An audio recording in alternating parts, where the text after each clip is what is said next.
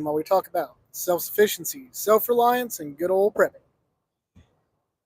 So, as a lot of you may know, Donald Trump won the election, and you're probably going to think I'm going to talk a lot about that. But guess what? We're not. Okay, we're going to talk about not politics. We're going to talk about something that's way more important and way more awesome than politics. You know what that is? Deer season. Deer season right now is the most important thing besides my family and God. So that's what we're going to talk about. So let's start this off by yes, I haven't uploaded a lot of things recently. I do got some things I want to upload on YouTube Shorts that I think you'll find pretty interesting. I got some good thermal video, or I got some good videos off my thermal scope of deer and squirrels and whatnot, and I plan on uploading those. But yeah, I haven't uploaded a lot because I've been out deer hunting, and I deer hunt a lot because that puts a lot of food in my freezer.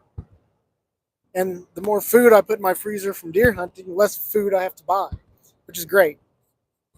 Also made a big old batch of deer jerky from some of the leftover deer from last year. And I'll post a recipe. Oh, I'll have to update the show description. It's not going to be in this one. But just reach out to me at homesteadtechtalk@outlook.com if you're interested in the recipe, or make a comment on this, and I'll be sure to post the recipe. But with that, so November gun season came in. I haven't been doing a lot of bow hunting. I'm looking into getting a crossbow, but I have been hunting with 300 blackout. I did kill one deer so far. I killed a very small doe. I did see another. I saw a small spike buck. Well, he's kind of almost had another tine to him. He might have been a 3-pointer. I don't know. But I got thermal video of him. And I just let him walk on by. And for the record, it is November 17th, 2024 is when I'm recording this. Um, they're still looking for food out there. They're not in the rut yet. Um, they they're still looking for food. I I had made a mineral site on a power line easement right away, and my tree stand crests that hill, and that's where they've been. They've been up in that salt lick, just eating blackberries and eating whatever the hell they can find up there. A lot of acorns. My deer stands in an oak tree, and they've been licking. They've been hitting the mineral lick pretty hard. So I do apologize. It is night. You're not going to be able to see a lot. So they're not on the rut yet. And to be fair, it's been like 50s and 60s the entire time. It rained pretty heavily, which, by the way, I will give kudos to that AGM. What do I got? The AGM Varmint 35 384. That scope does phenomenal in the rain. I was very impressed with it. Now the lens does get, once the lenses get wet, it's like a typical scope. It kind of fogs things up and clouds some of your vision on it. But you can just, if you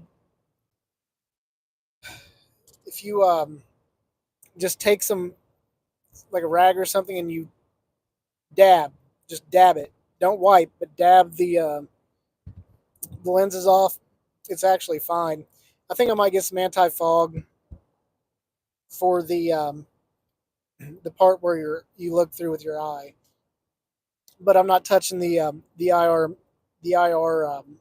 gathering lens because they're coated in, I believe, germanium, and if you wipe it with the wrong wipes, over time you'll wipe that coating off of it, and then you'll be left with a piece of glass, and glass is thermally opaque, so that will do you no good. Yes, if I was trying to look through my windshield right now with thermal vision, I would not be able to see anything. Same thing will happen to your glass lens if it's not got that special coating on it. So you have to be very careful to not wipe that off. You have to be very careful with that that whole apparatus, because anything thermal or IR is expensive. I'm an infrared thermographer for a living. Um, if those of you that didn't know before what I do for a living, I take pictures of electrical equipment that's too hot in IR. So, yeah. So I know a lot about IR, believe it or not. But that scope, I was pretty impressed with how it did. Another thing that I had going on was all my. So I keep my clothes in a tote, and in the tote, I keep dirt from the area, like soil, like leaves and acorns and beech nuts from the soil that I'm around where I'm hunting. And excuse me, my throat's kind of dry. And somehow, when that tote was open next to my freezer, somehow or another, I'm not going to blame anybody for it. It could have been me. But a pound of ground beef made it from the freezer into that tote, and I managed to close that tote up and stack it in my stack of totes, and it's been there for over a year. So when I opened my hunting clothes up, they they absolutely fucking reeked. It was bad, and no matter what I washed them with, I couldn't get that scent out of that rotten ground beef.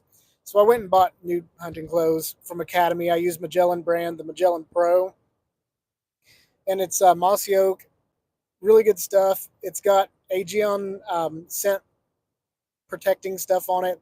What that mainly means is it uses silver. It's laced with silver, and silver is antimicrobial.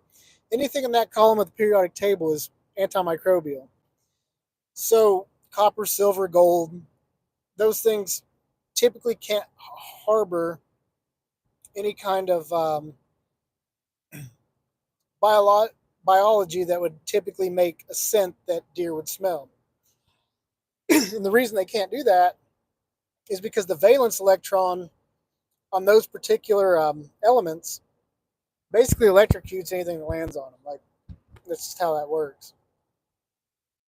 So yeah, your brass doorknobs are antimicrobial. So I had to buy new hunting clothes, and they work really good. I haven't had a deer wind me yet on them, but I did have some problems with my 300 blackout ammo while deer hunting. I was almost out of the spear gold dots that I reload, and I didn't have any bullets casted up, well, that I thought, but it turns out I do have some. I'm going to load those up and shoot them in a ballistics gel for you guys in a later video. But so I was using Federal Fusion 150 grain 300 blackout rounds.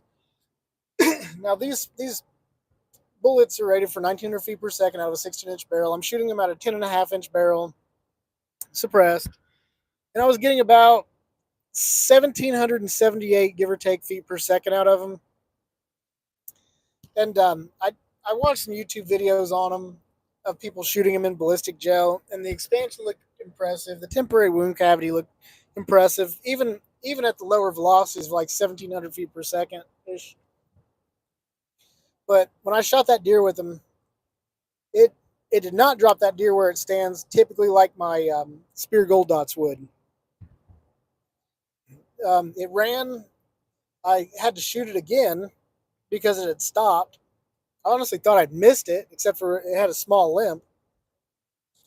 So I shot it again, and it laid down, and I waited about a half hour and then walked over to it thinking, it would have bled out and died, and it was still alive.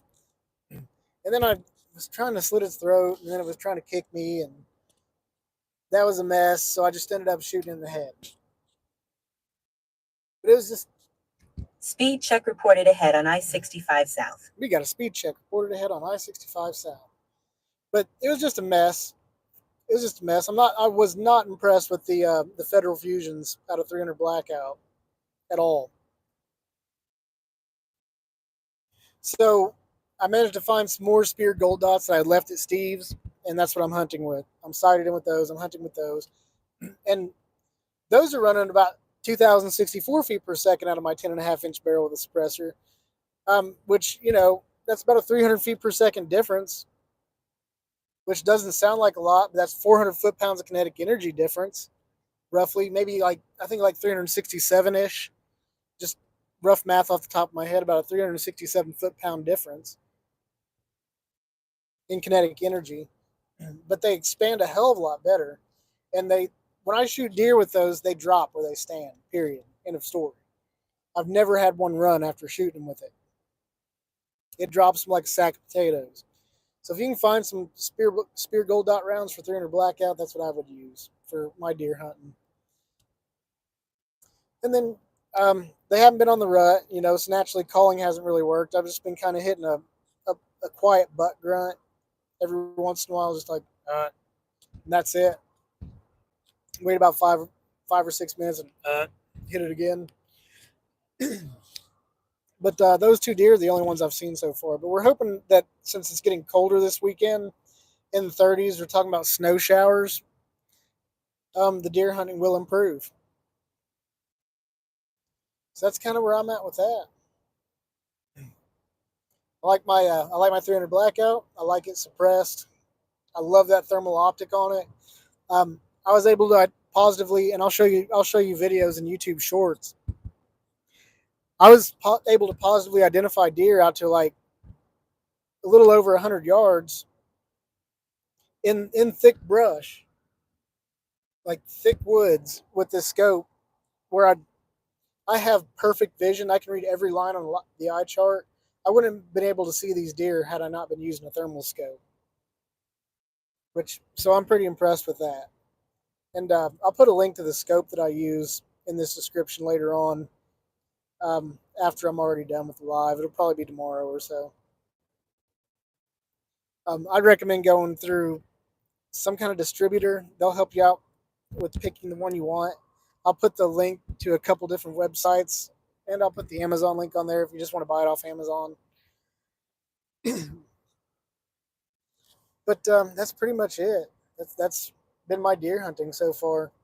Now we're going to throw a couple more mineral blocks out maybe or something later on, and I think the 24th is the end of gun season. Then it's going to be bow season. And I'm probably just going to pick me up a crossbow and crossbow hunt all the way to January 20th. I think is when it ends.